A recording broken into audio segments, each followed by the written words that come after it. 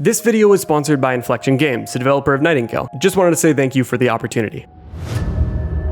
While most survival games of our time focus on gameplay first, before even considering a story, Nightingale went a different route. While it was somewhat review-bombed on Steam, the devs are hard at work adding an offline mode and addressing major complaints. And in the meantime, let's focus on its incredible story. Say what you want about its gameplay, but I will die on a hill defending this game's narrative. It is genuinely incredible and rivals that of Ark easily. So without further ado, prepare your realm cards, and let's explore the story of Nightingale and its endless Feywilds.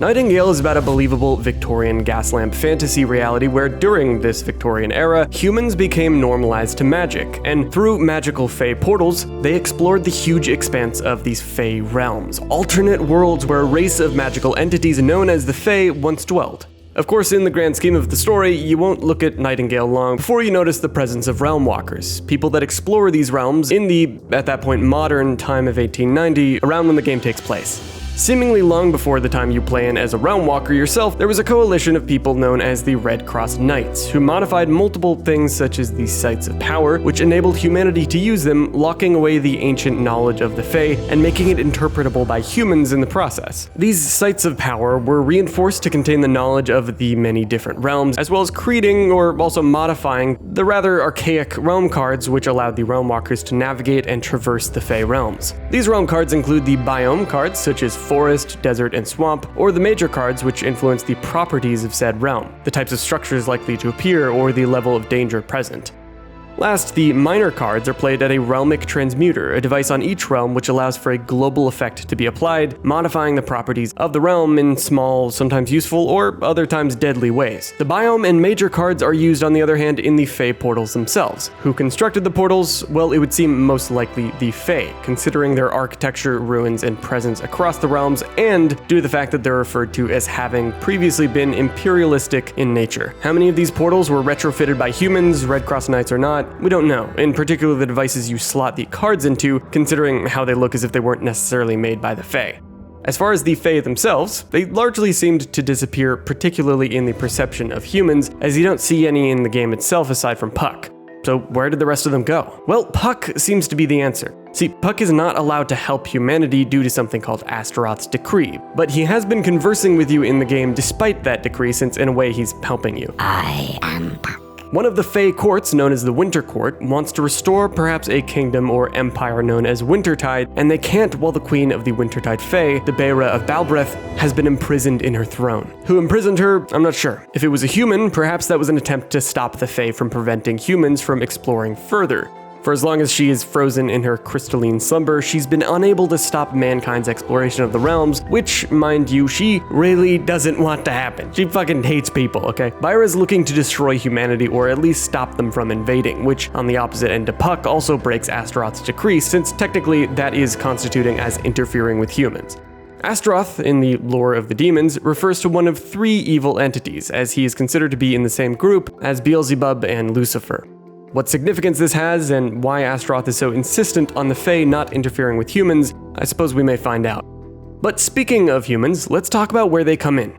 In the year 1889, Earth had loads of portals set up that connected to portal networks spread across the Fey realms. It was during this Victorian era, people hopped and realm walked in a way that became rather normalized. There was also a large city known as Nightingale, nestled within the realms themselves, and it was considered a kind of bastion of humanity, a safe place for humans to escape to were Earth to fall into ruin, or worse. And of course, as you'd expect, it kinda does. See, an unknown fog, following some strange unknown tendrils, began to infect Earth through a portal. This strange fog was known as the Pale, and it came out of the Paris transept portal, spreading from Paris to the rest of the world. Probably this was because of the greed of humanity, because a Red Cross Knight mentioned a long foretold prophecy of some disastrous destruction in the face of unchecked greed long ago. But whatever caused the Pale to begin its descent, it spread quickly. Paris is lost. All communication with the city has ceased. The last missive received claimed a substance emerged from the Paris transept portal. Since then, only silence. Our work continues in the shadow of this news, the portal ever present while we study the artifacts brought back from the realms. However, uncertainty gnaws at us, and we're vigilant for anything untowards. Sita left on an expedition through the portal but days earlier. With luck, she will have arrived safely to the warm embrace of Nightingale City. She should return soon, but by boat or by portal I no longer know. I worry for her. We were wrong to trust in the portals, in the realms. For now, all I can do is wait. People escaped by trying to sail out to sea, but, well, that didn't end so well. Boats depart daily now, bells filling the harbor. Evacuations are underway, with some seeking refuge in other cities. Distant Nightingale draws others with rumors of mechanisms that repel the Pale. The journey is long and arduous, though. All the while, Sita keeps me on the shore, watching as the ships sail into the unknown. I long to see her smile again, a lopsided grin when she brings me a new discovery, the way her hand cradles each relic, her excited retellings. She is always so alive, so vibrant upon her return. I would give anything to have her by my side again. So the last hope for humanity, and in particular the last hope for the author of these journal entries, was to flee into the realms and figure out the rest from there. Plus, they had a good reason to believe their friend, or more than friend, could be found in Nightingale City. The Pale has reached the steps of the building where we first met, with shy gazes and murmured words. The same building where I've waited all this time. But I must make a choice. On one end looms the Pale, at the other, the portal into an unknown world. Beyond the portal and into the realms, I may find others. Perhaps they have happened upon Sita and can tell me where to find her.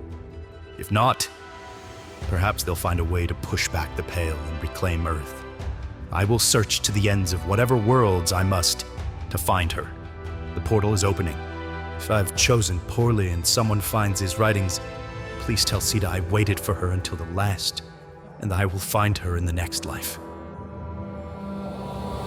There were many other writers who fled the Pale, or who were already realm walking when the collapse of humanity on Earth began. People like Nellie Bly, Alan Quatermain, Victor Frankenstein, and many others are just a few of the particularly important characters who appear in this story. And speaking of Quatermain, this is a character that has significant presence in helping the player, your realm walker, understand the bigger picture of the realms. As an explorer himself that knew many prolific realm walkers and had run-ins with bosses and other dangerous realm creatures, including some of the main things you fight in the game, like the Eotun Tree, automaton entities, and the Sun Giant, he has a lot to say. He came at last in the unusual fashion. I was in the midst of a fitful sleep, when suddenly I appeared to stop before a thick wall of fog. The wall rolled up in front of me, and I saw a dark and ethereal scene. There lay a cavern formed of slick rocks and stalactites. The floor below was coated in water, and in it floated the reflection of glowing amethyst fungi. Almost in the center of the shallow lake was a flat platform of rock scarcely peeking above the water. Suddenly, upon that rock appeared a gigantic humbaba. Its eyes shone red and wickedly, and it stared right through me as if I were a shadow. Several bodies ran past me, then, human and eager for the hunt. Their boots splashed across the lake, their mouths opened with battle cries, but I could hear nothing. Even when I attempted a shout of warning, no sound produced. I watched helplessly as one by one they fell. Victorious, the humbaba let out a roar, terrifying though silent. Then that sinister wall of fog returned, and I awoke with a distinct pain in my thigh and a name on my lips. Janna.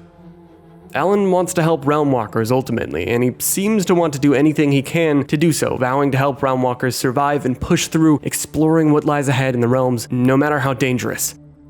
What is a life well lived? For myself, a life of quality lies in the nomadic impetus to explore and to experience our world with the senses gifted to us by glorious evolution. It is this impetus that compels me to helm another expedition into the wilds. Hudson Gordon had but to mention the desert realms before I found myself accepting with unwise haste.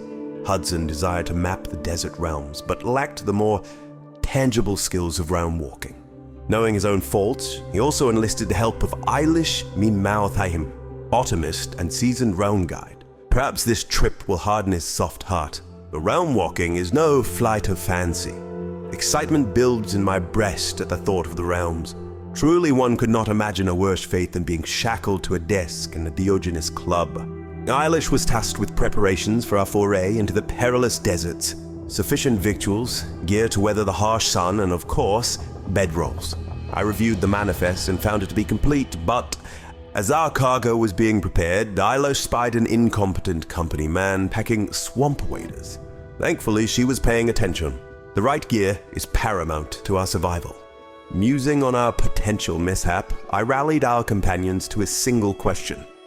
What great truth can the feeble mind of man hope to learn from the exploration of the desert realms? Each answered in kind to their passion.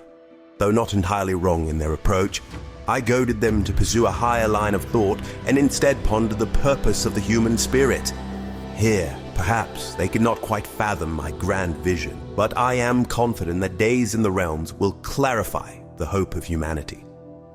And that brings us to you. Yes, you silly little player realm walker with your goofy, strangely uncanny at times player character. You start tossed into an unknown realm. Chased by the danger of the Pale and the Bound, that Fae, Puck, decides to help you, guiding you on where to go and what to do to escape your unfavorable circumstances. He gives you a byway realm card, and you head on through a portal to safety. The byway realms provide you safe guidance through some rather easy areas before Puck then guides you into an abeyance realm, a card with Puck's face on it, perhaps one he customized. And this is your home realm, safer than many later realms you're going to endure. The game sees your character moving forward through many different kinds of realms, finding characters along the way, until eventually you make it to a kind of hub but known as the Watch, where you're able to enter vaults to fight Janus creatures, the game's major bosses. And that is pretty much where the story ends for now, at this point in early access. But you're probably wondering, is that it? Really? What's next for the game? Where will they expand? We have a lot of questions, at least I do, like whether Astaroth is an actual character present in the story, or if Astaroth's decree, that which Puck mentions himself and Beira going against, merely refers to a kind of Fey law that is never to be broken. Or what about the other realms?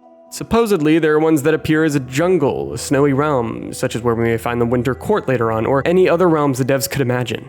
I'm excited, especially with how the devs are addressing major complaints with the game right now, like a lack of offline mode and things like the resource management grind. But for the story, we should be finding out where this all leads by the release out of early access, so stay tuned. But what do you think of this narrative? Leave your comments below and let me know if I missed anything huge. I hope you enjoyed this video, and as always, thanks for watching. Let my words steer your steps. How now, fleshling? Whither wander you lost in our Feywilds? Oh, under this mask you wonder. I am Puck, Robin to some, Oberon's merry wanderer of the night, the last furtive Fae to grace your kind. Show haste, human. Shadows abound, yet like a fire's final embers, you refuse to be snuffed out.